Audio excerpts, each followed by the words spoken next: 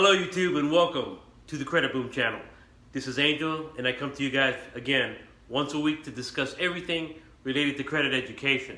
It is my passion and goal to show and teach everyone how credit works. No school, no universities have ever taught credit.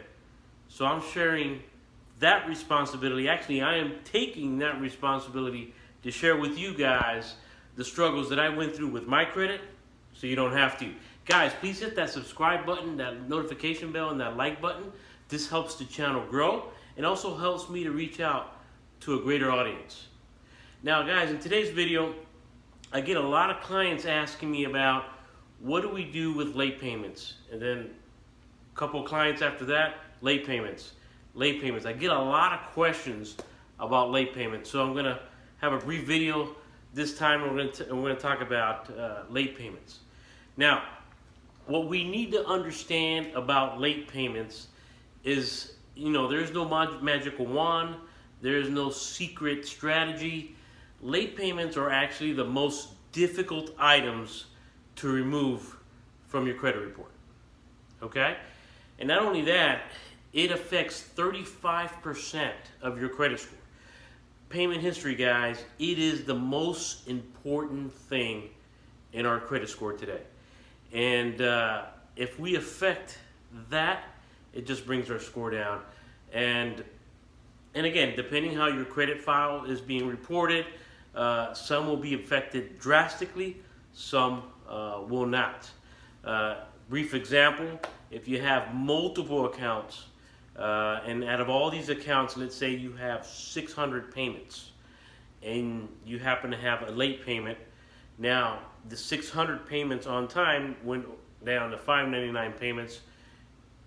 It's not going to affect you as much, because if you do the math, 599, it's a 99% of payment history you've been paying on time, so it won't affect your score. But now, if you have one credit card account and you've made 12 payments on time, and you miss one payment, and you have a thin file, it's what you have in your credit report, and then yeah, it's going to drastically decrease your credit score because you missed one payment, and therefore, 35% of your credit score just went down the hole because of that one payment. So there's two options that I would recommend, so this doesn't happen to you, is to put all your accounts on auto pay.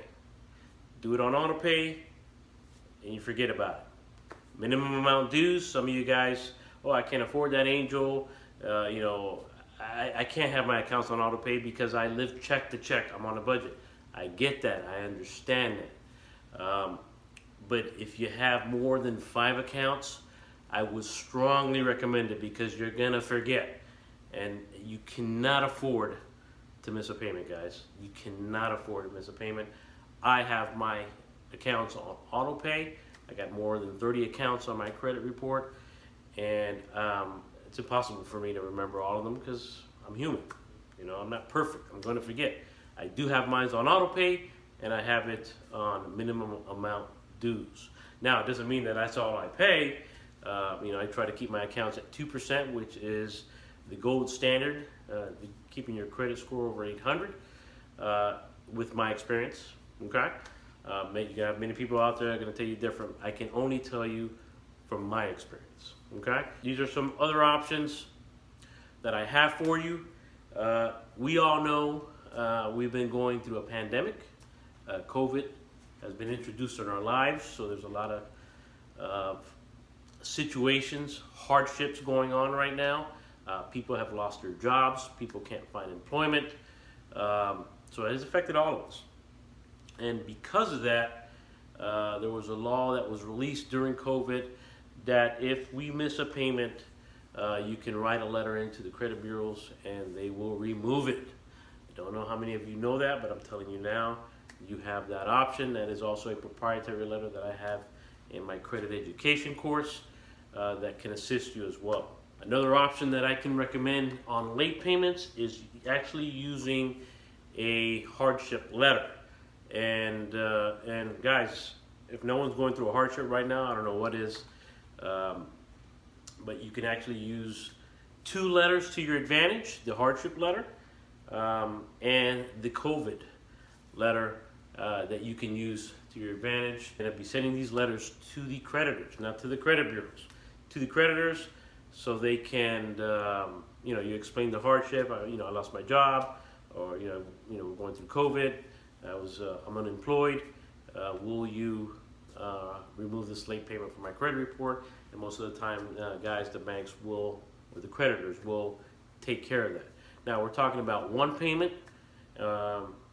maybe two. Guys, if you're talking about 3 late payments, 4 late payments, 5 late payments, do not waste your time. They're not going to do anything because it's just too much. Now at that point, if you got that many late payments, you're better off letting that account. And again, this is my advice. This information is not legal advice. This is information for educational purposes only, and entertainment as well. At this point, might as well let the account go off to charge-off status. The odds of removing a late payment is a lot easier when the account becomes at a charge-off or collection status, because at that point the account can be removed from your credit report, therefore taking the payment history with it as well. Okay? If you want to keep the account, the more recent the late payment is, it's a lot easier to remove. Another thing I want to mention, if the late payment is more than 3 years old, it doesn't affect as much as compared to a payment that's been paid late recently. Oh, guys, I'm making this a quick video. I do apologize. I got so much things going on. I am offering one-on-one coaching for those individuals that want me to look at their credit file in detail. I'll be more than happy to offer my advice and what steps to take to improve your credit score. Also, my Expert Edition credit course will be released October 1st. I know you guys have been waiting for that date. My Expert Edition credit course will be released October 1st. This course basically has everything that you can think of to improve your credit score. It's based on my experience when I had a 517. When I had a 504 and I'm an 817 today. Everything is detailed on that course itself. So if you're interested in getting your credit score to an 800, just follow that course specifically, and it will bring you into move you into the right direction. Guys, I hope this information was somewhat useful to you guys. Again, I appreciate you guys. I love you guys. You guys are what's making this channel grow. You guys are helping me to spread the knowledge on credit. Again, I think the more people gets this information, the more people gets this video, they can help themselves. And at the end of the day, guys, if we have good credit, our livelihood, our lifestyle becomes a lot easier. The ability to leverage credit overall gives us a chance to live a better life.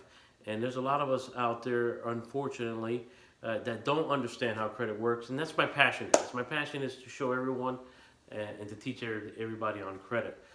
Guys, if you want to leave any comments below or any suggestions or bring up any topics that you guys want me to discuss about that I haven't talked about yet, I will be more than happy to listen. And if it makes sense, I'll go ahead and make a video about it.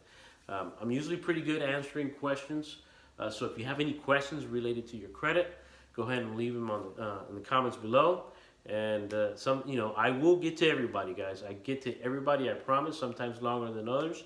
It's just for some reason, as days go by, just time flies, guys. Time flies, guys. But at the end of the day, I am committed to making a video for you guys once a week. This video has come in a little later than normal, but the day is not over yet. So I intend to send this video later this afternoon. I love you guys. Can't wait to see you next week. Take care.